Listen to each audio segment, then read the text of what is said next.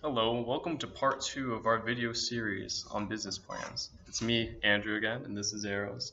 And today we're going to talk to you about value proposition and customer segments.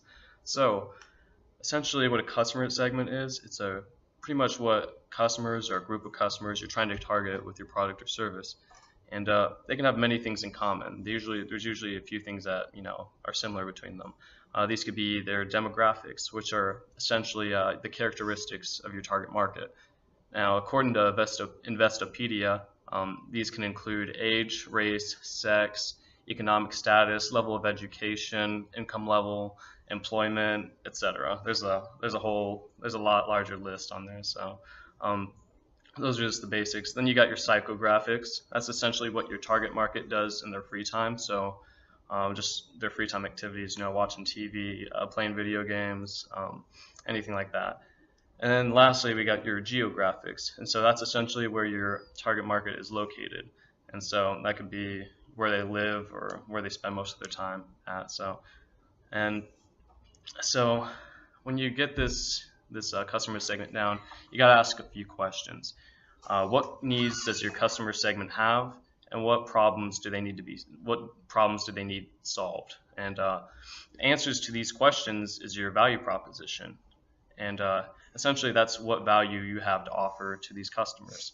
And so there's this includes channels, which is how you essentially get to your customer, whether that be online retail, nonprofit, business to business, government contracting, you name it.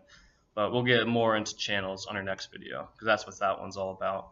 And so on top of that, your customer segment also includes the actual thing you're charging your customers for. So that could be a product, service, information, or transaction support. There's a lot of things you can make money off of. And so at first, your product line is going to be just a starting point, but just try to consider how your product may evolve, or your product or service or your business may evolve over the years. You may be offering more than one product in the future, whereas now you only offer one product or service. Now, both the channel and the actual product combined form your value proposition. And so there must be a very close link between your customer segment and your value proposition. And if that happens, if there's that close link, you know that this is going to be a profitable sector of the market. So now that I've kind of gone over how the business model canvas handles this, let's go to Eros with how the lean startup method handles this. Yeah. So when you're first looking for your customers, that's going to fall under the customer discovery process. Remember, we had four. The customer discovery process is the first phase.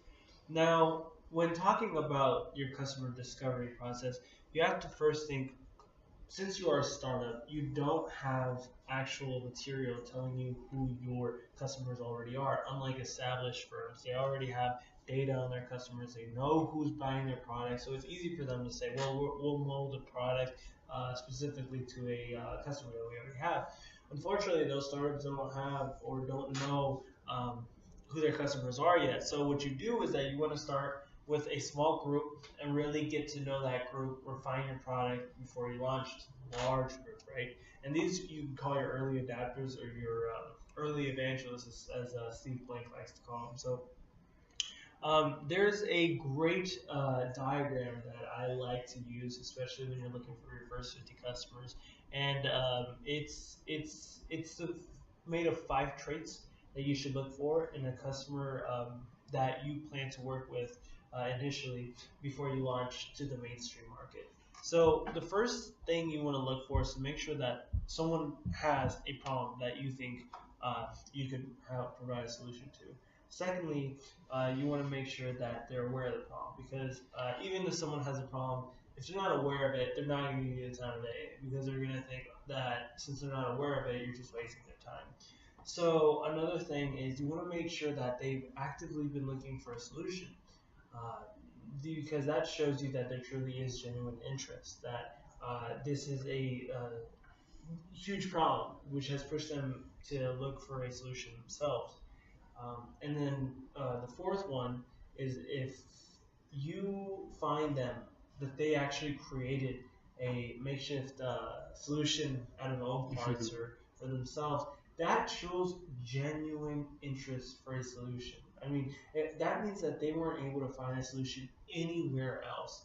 They tried every other outlet and they couldn't find one. So what they did is that they actually themselves took on the challenge to be their own solution. And that really shows a lot of interest. And so if you're able to find someone who has a problem, who's aware of it, who has been actively looking for one and has even tried to come up with a solution on their own, the last step is that you have to make sure that they have a budget. A customer, you don't have a customer without a paying customer, right? If you're providing free services, that's great. You know, people are using your product, but you're not really making money out of it, so they're not really a customer, right? They're just getting a free service out of it.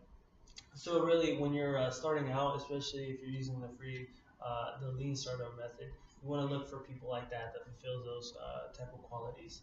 So that's it on the looking for your customers on the lean startup side. Mm-hmm.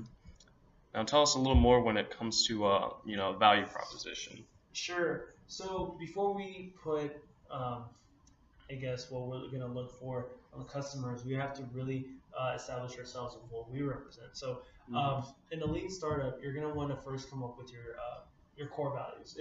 In the traditional process, this would be considered your mission statement, right? What you represent, what you stand for, what your firm's end goal is, right? So with using again Steve Blank's book, core values of a company should be very limited, and in fact they should be listed like bullet points, right?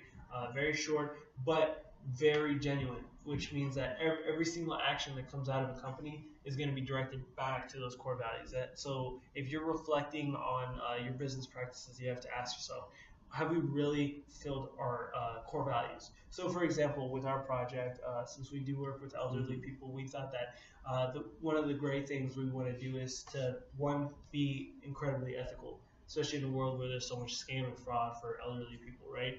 And then secondly, a huge core value is to be customer oriented, which means, especially if you're going to be working with your early adopters, you want to be very mindful and listen to what they have to say, because they're your visionaries. They're the people who are willing to take the risk to try you on first before the mainstream people do. And so it's really important that you listen to them and you give them great customer service. So another thing too is on their end, you want them to benefit, right? Because you're going to benefit from them because they're going to give you valuable feedback, right?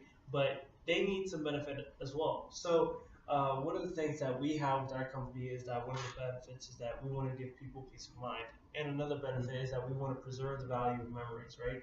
Since we are recording individuals and their stories, this is a outlet for elderly folks and their families to really preserve valuable memories that their family has, and so can hopefully keep forever. Mm-hmm. Yeah, I mean, I can see this. I can really see how these two methods kind of compare and contrast. Yeah. It seems with the business model canvas, you got your customer segment, and then the lean startup method, it kind of expands on that. You kind of you actually go into the customer discovery process, go through all those steps, and you really try to find the customer and a problem that really does exist. So, and with values, it seems lean startup also kind of emphasizes core values, which sometimes it's not you're just offering a product, but you're also offering a service. That you're offering these values, you're offering your brand essentially. All these things make up your brand, and so I can see that in both of these business model methods. And so whether it be your core values or your value proposition, it's essentially wholly what you're offering to your customer. And we actually did a little bit of this. We did a little bit of customer discovery on ourselves, and we actually went to what was it? It was that nursing home just by UNL. Aksarben Village. Aksarben Village, yeah. And so we went in there, and we asked them nicely if we could just ask a few residents, a few questions, and they're really nice and everything. They let us talk to a few people. Yeah.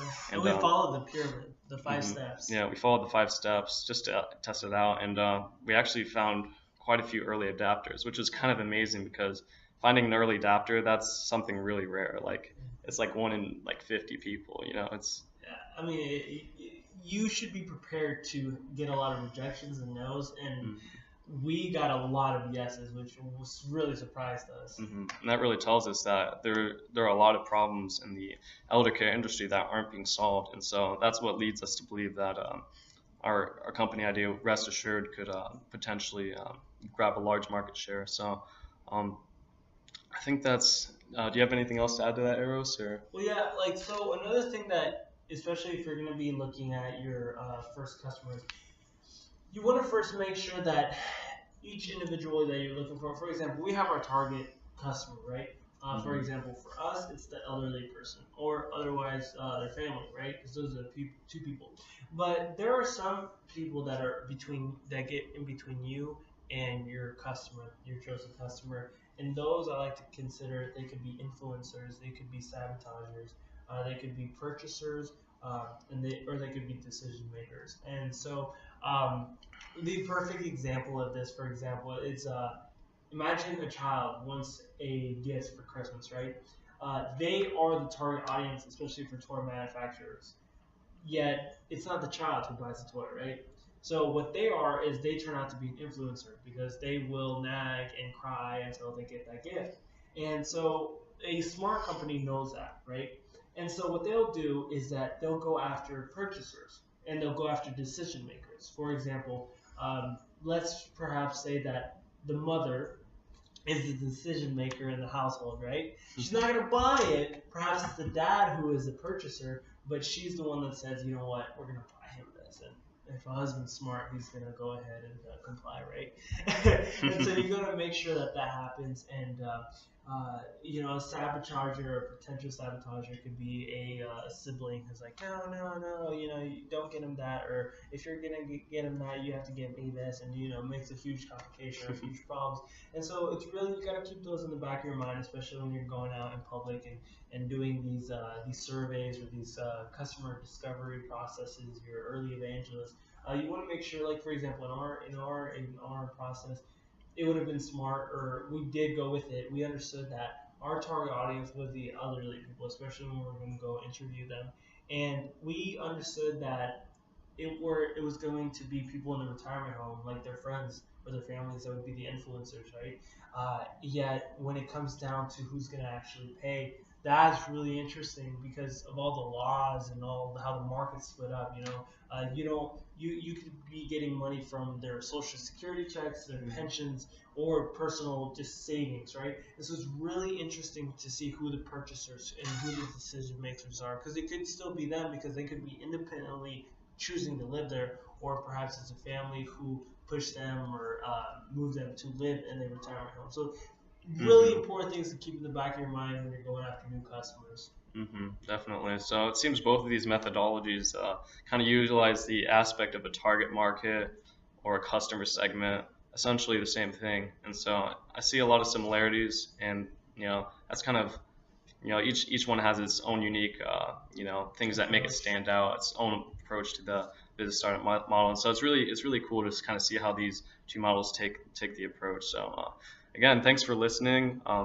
This is video 2. Hopefully you stay tuned for next time, video number 3, and we'll kind of be going over channels. And so that'll be some interesting stuff. That's essentially how you pretty much the channel you take to get to your customer, whether it be online or in store. So stay tuned. Thank you. Thank you.